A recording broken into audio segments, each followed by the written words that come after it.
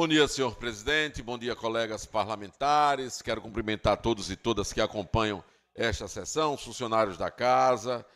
E, presidente, eu quero começar minha fala no grande expediente de hoje. Tinha, inclusive, me organizado para falar sobre isso, me reportando a essa suposta sabotagem no sistema de abastecimento de água do estado de Sergipe. E quero começar dizendo o seguinte, que isso precisa ser seriamente investigado.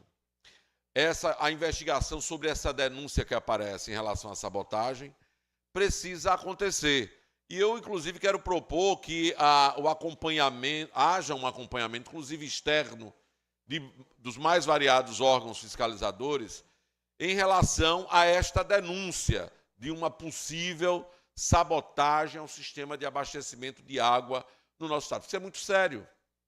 Isso é muito sério porque, na realidade, nós não estamos falando de qualquer coisa. Nós estamos falando de um sistema que garante a chegada daquilo que é elementar para a sobrevivência das pessoas. É lamentável a gente acompanhar os depoimentos que estão sendo colocados pela população, de pessoas doentes que estão completamente desassistidas pela falta de abastecimento de água, de clínicas que chegaram, inclusive, a suspender seus serviços, de escolas que tiveram comprometimento da sua prestação de serviços.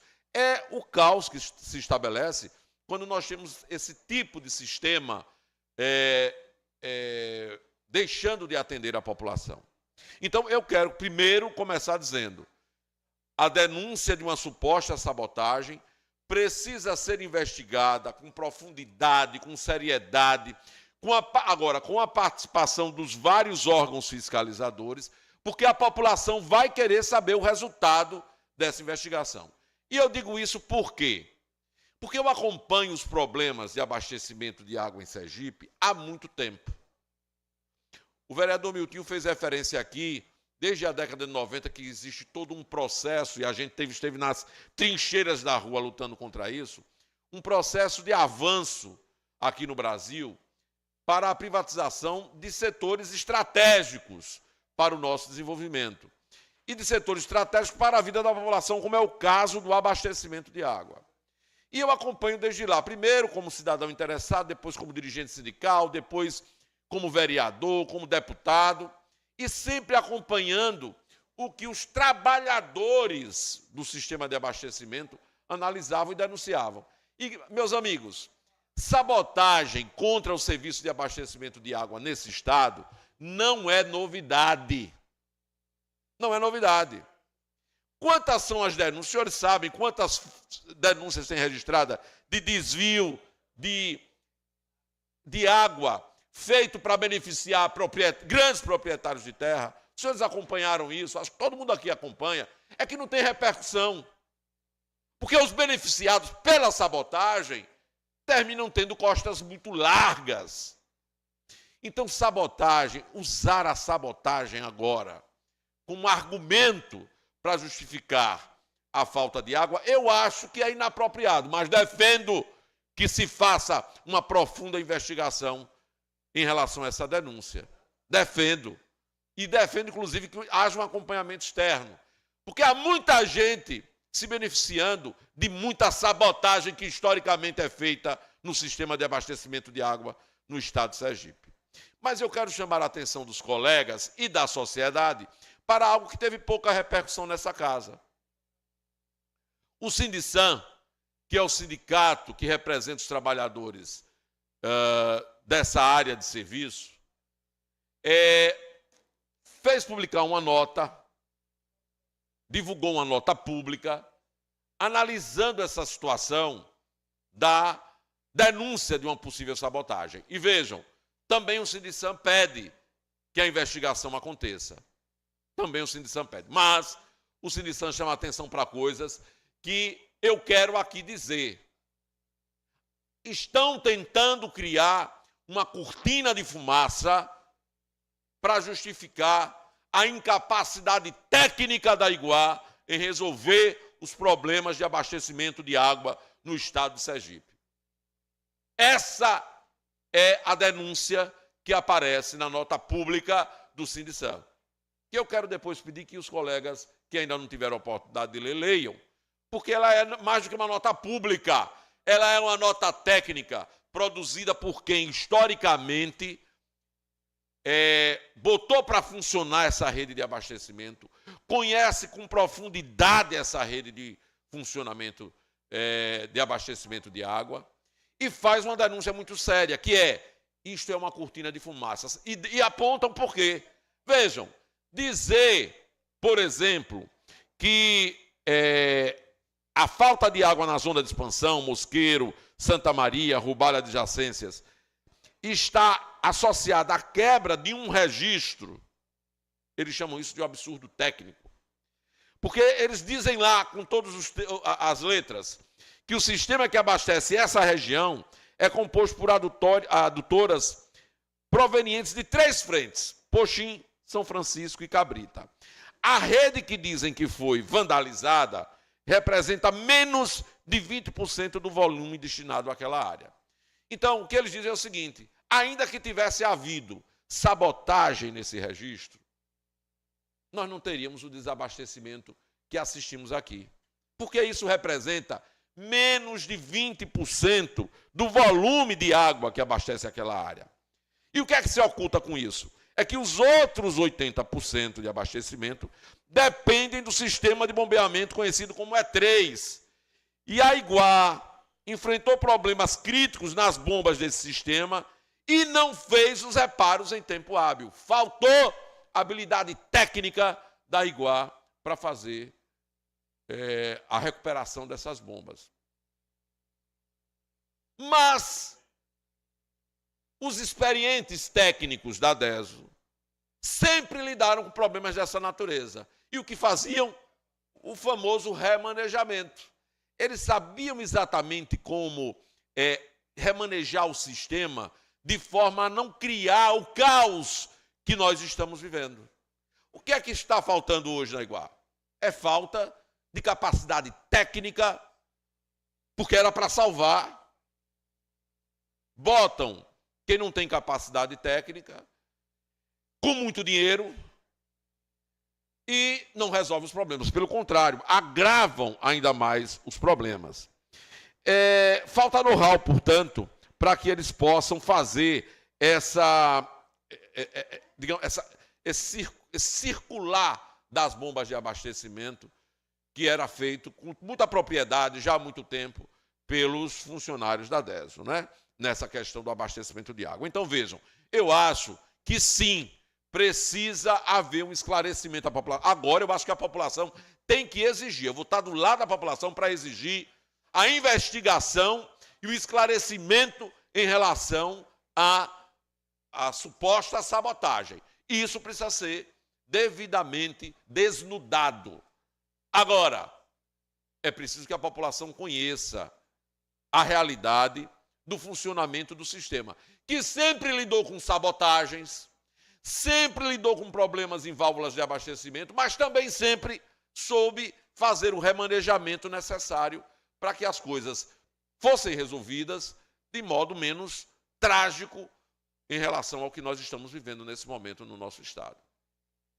Então, a Iguá tem uma responsabilidade que precisa responder.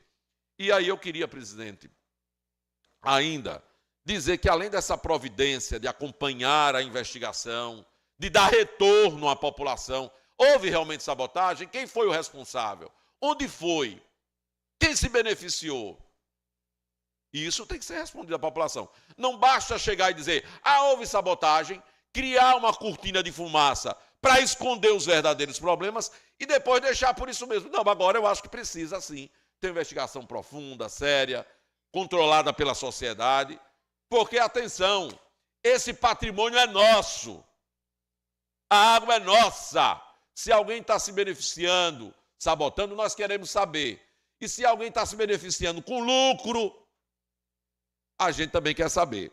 Mas, presidente, é preciso que depois da apuração haja responsabilização dos possíveis responsáveis.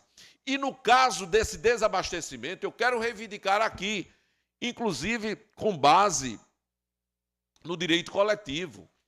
é preciso que a Aiguá também seja responsabilizada pelos danos coletivos produzidos por esse desabastecimento. Que história é essa?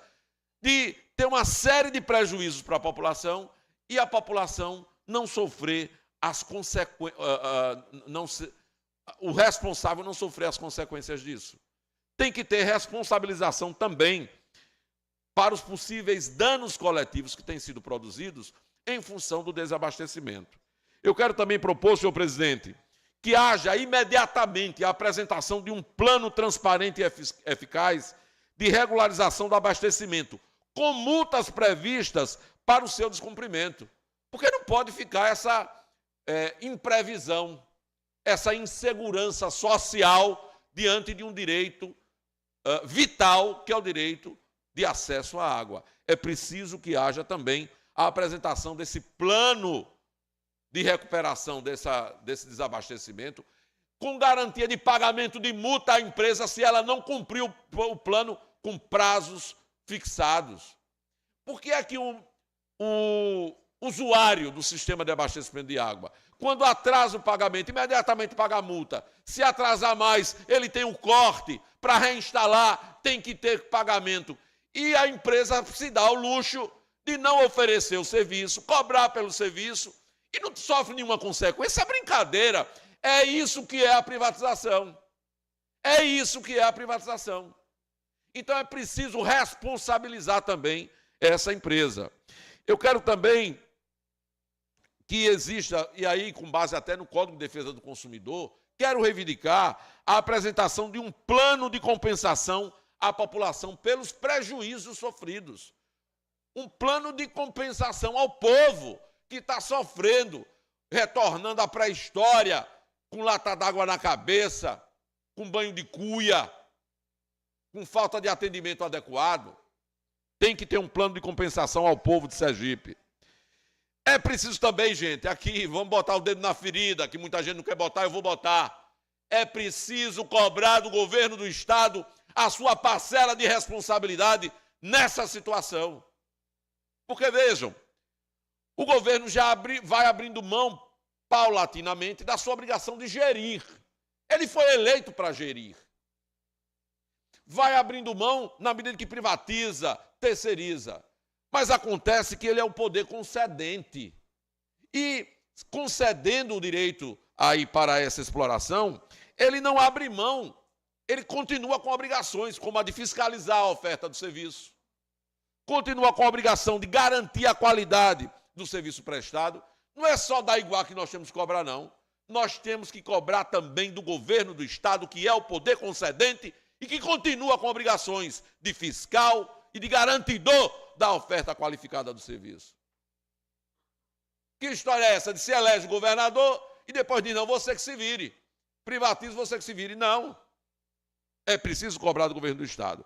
E por último, presidente, eu acho que já passou da hora de nós termos um conselho estadual de acompanhamento e controle social do abastecimento de água no nosso estado, garantindo assento para os usuários, com caráter paritário, que possa discutir, ter informações, gerir as crises. É necessário que exista um conselho sob a tutela da população, que é quem usa o serviço, paga pelo serviço, e que tem isso como um direito social assegurado, que é o direito de acesso à água.